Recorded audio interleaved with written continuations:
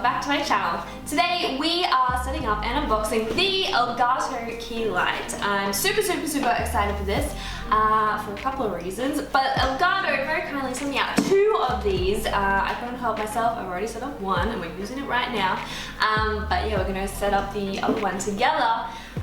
So yeah, a few reasons why I'm really excited for this. One, this is desk mountable. So this attaches to your desk, which is super heckin' amazing.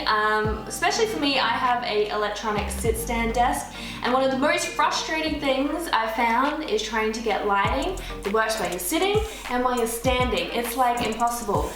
So I've been looking at like ways that I can like mount my lights, and then it's just impossible, looks expensive. You have to buy this thing and that thing and then like hook it into this thing. But then Elgato brought out these key lights and I'm like, you read my mind, Elgato. This is exactly what I wanted. So super hacking excited for that reason. And also, these can be like remote controlled. So you can control it via like an iPhone app or an app from your PC or from your Elgato Stream Deck, of course. So that makes life a little bit easier as well. So yeah, we're gonna open this up and yeah, set it up together. Let's go. Some technical things to note: it's got 2500 lumens, and these can be dimmable, so the brightness can be changed, and the kind of like the warmth and the cool colors can be changed as well, which is really cool. I personally like to go for more cooler looking colors. I like to look all pale and like purplish and blue, but some people of course prefer that more warm tones. So you can adjust it to fix whatever style you like, which is really cool. And yeah, so this is going to be really space saving on my desk. Alright, in the box we have, let's open this up. Alright, open up the tab at the back. We'll slide out the box.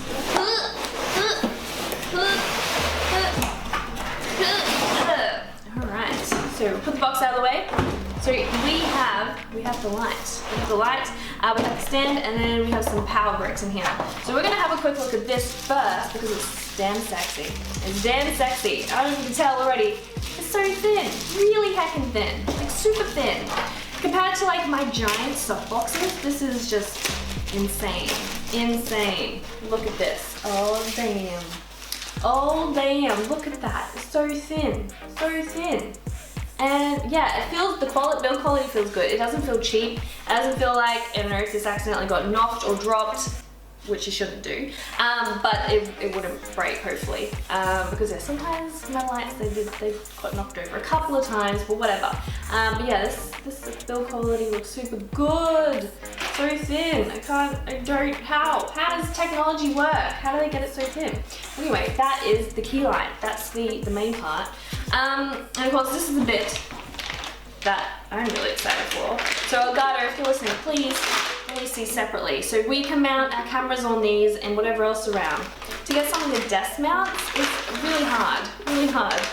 I've tried. I've looked at Amazon, eBay, everywhere. To get something that works like this and looks this good, impossible. But here you go. It's got the Elgato brand on the bottom. This is adjustable, so this is what you adjust it to the thickness of your desk. We've got quite a lot of thickness there. I'd say 3 C's worth of thickness. And yeah, that's where you can slot into your desk. And then this is where your Elgato key light can go. You can also mount cameras on these, so you kind of adjust it the angle you want and turn it.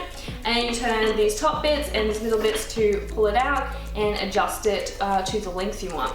So that is our desk mount, which is super rad. And then what else we got? We have a box of power cables, of course. So I don't know if all of them come standard like this, but they come with 3 different universal plugs, or 4. What do we got? 1, 2, 3, 4. 1, 2, 3, 4.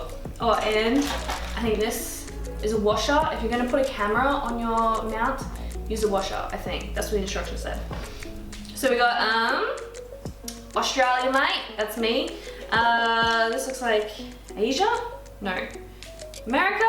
I don't know. Whatever. There's 4 different plugs in there. But we're gonna put these away in storage. Also a little booklet, which I think is like, I don't know, warranty things.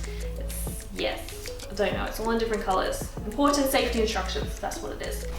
Also in the box is a sheet that has instructions on it as well. I've misplaced mine, but yeah, I already know what to do, so it's fine. But for yours, it will have a little sheet thing that tells you the instructions and how to set it up in more detail. But yeah, we're gonna put this in here. So the buttons press down to lock it in. Boop. So put this out of the way. Alright, so the cool thing about these Elgato key lights is that you can mount them any way you want pretty much. So you can mount them vertically or you can mount them horizontally as well. I think we're going to opt for horizontally. So there's a few ways to screw it in. Alright, that's what it looks like when it's all mounted. So let's go attach it to my desk. Alright, I've squished in behind my desk, and so we're going to adjust this. So we need to spin this enough. We need to spin this enough so we have enough gap on my desk at the back. And spinning the wrong way. Alright, now we've got enough gap, we can slide it on in, and then we can tighten it so it's stable. Alright, now it's in place, we need to plug in the power cord. My power board is all the way under my desk in a little cable tray. This is a big boy power board thingy, so hopefully it fits. Otherwise, we'll try and look at other solutions.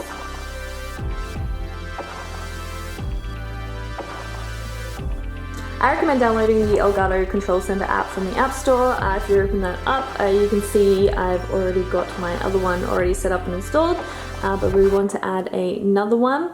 So we're gonna go in here and add a new accessory. Elgato key light 6664. Yep, that's the new one we've set up. So we want to connect to that. So it's picked it up automatically, and then we want to choose what Wi-Fi we want to connect to.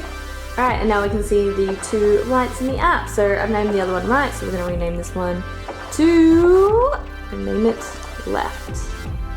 There we go, we've got Elgato left and Elgato right. So we can change the settings on the fly. So we're going to make it really warm in here, make it super warm.